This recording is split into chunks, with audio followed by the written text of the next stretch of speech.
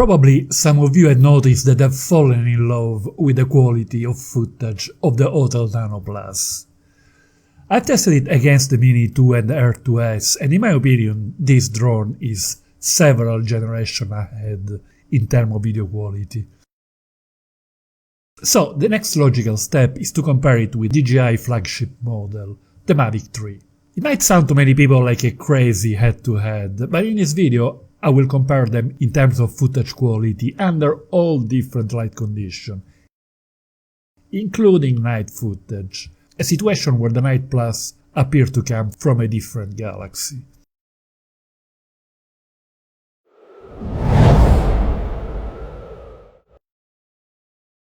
The price of the Nano Plus here in old Europe is around €800, against over 2000 for the Mavic 3. Obviously, video quality is not the only factor to analyze when choosing which model to buy. The flagship model has a host of extra functionalities, and for some users the much longer battery life, the variable aperture, the power and wind resistance, the excellent hyperlapse mode and the telephoto lens might be reasons good enough to pay the extra price.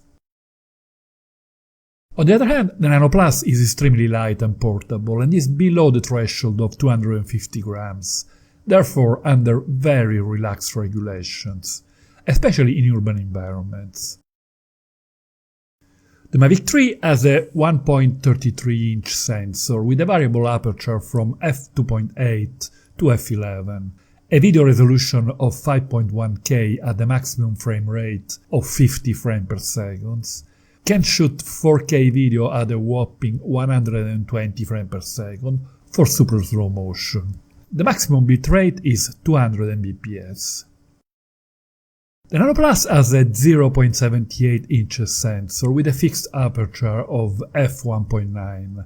It is able to shoot 4K video at a frame rate of up to 30 frames per second and at a maximum bitrate of 100 Mbps. The sensor has a RYYB color filter array design, which is supposed to increase low light and high dynamic range performance.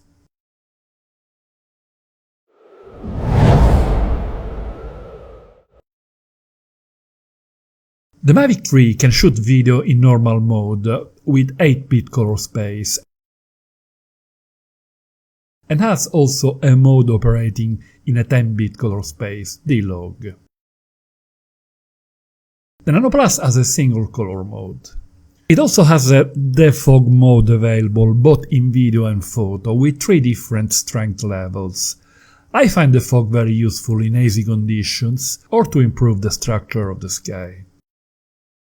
The 8-bit normal color mode of the Mavic 3 is excellent.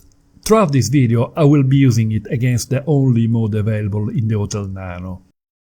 This way the comparison will also be very useful for users who don't rely on computer post-processing. But a basic color grading obviously helps to get even better results. Let me know your opinion about the quality of the footage with the two drones in the comment below. And if you find the video interesting, don't hesitate to give a thumbs up. It really helps the channel.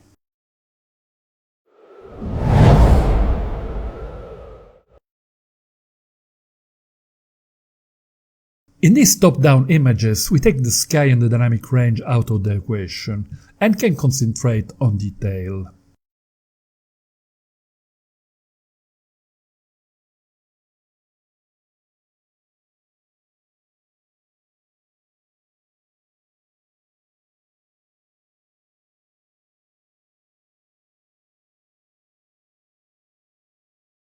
Both clips are excellent, but I can detect more detail in the one taken with the Nano Plus, especially in the shadows.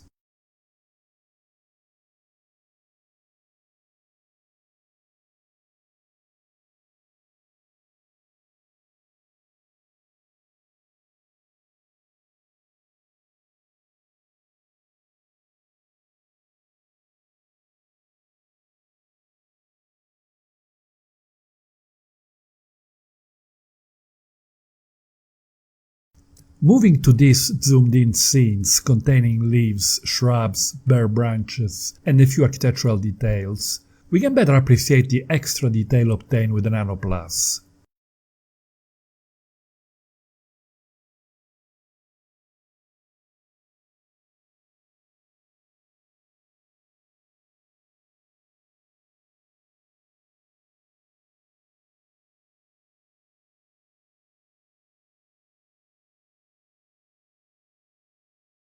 In this view of a village from above, both drones have nice colors. It is a matter of personal preference, but the Nano has certainly the edge in terms of detail, especially in the shadows.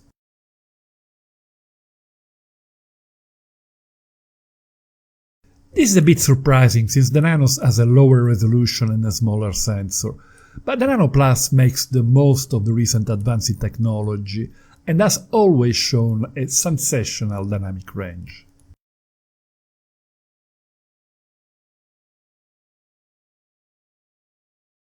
The Mavic 3 performs really well, and the comparison is not embarrassing, as was the case with the two other DJI models.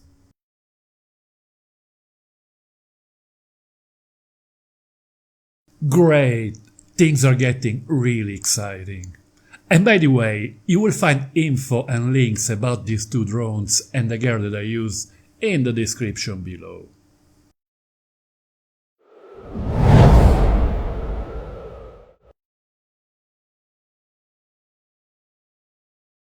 Overcast conditions have always been a difficult test for drone footage, as it is not easy to retain structure in the sky and the elements on the ground tend to get a bit mushy.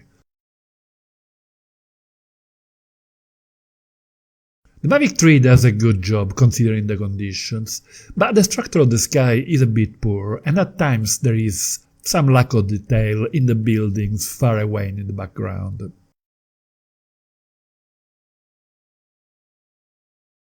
The Nano Plus does a better job in rendering the sky, while the elements in the ground have more detail. This drone handles dynamic range extremely well, maybe in part because of the RYYB color filter. I also much prefer the richness of the colors of the Nano Plus.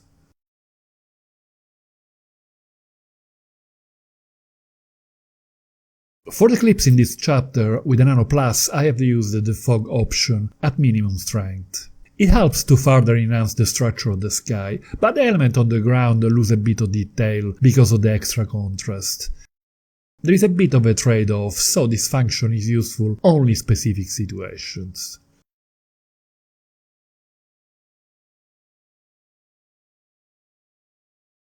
The performance in overcast conditions is in my opinion a win for the Nano Plus, but the Mavic 3 is putting up a fight.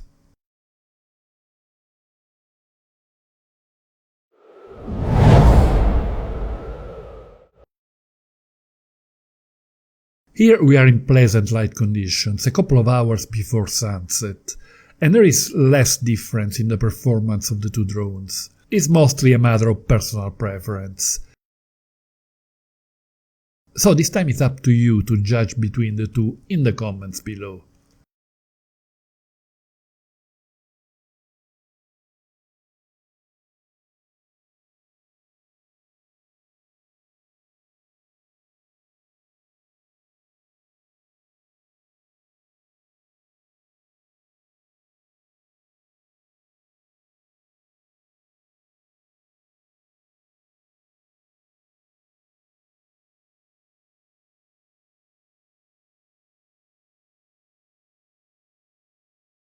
But when I watch this clip shot with the Nano Plus, the colors look like a painting of a great master.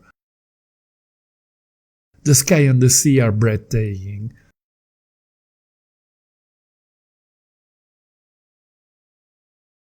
And look at the difference in the tail in the town in the background.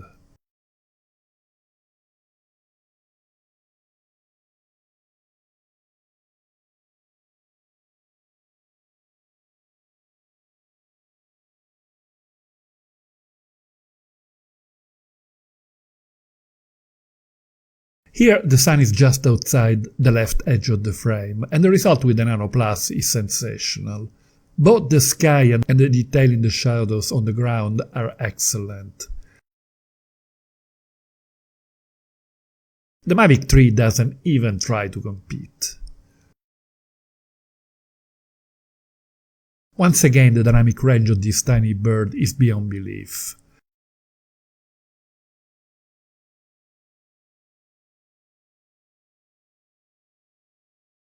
Even against the sun behind clouds, the Nano Plus steals the show.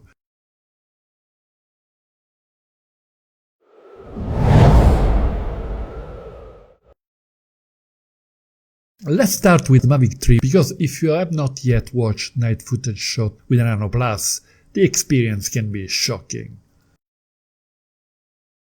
Until the release of the Nano Plus, the Mavic 3 was the best prosumer drone in low light by a good margin. But things move really fast in this industry. It is pitch dark and we are using an ISO value of 3200.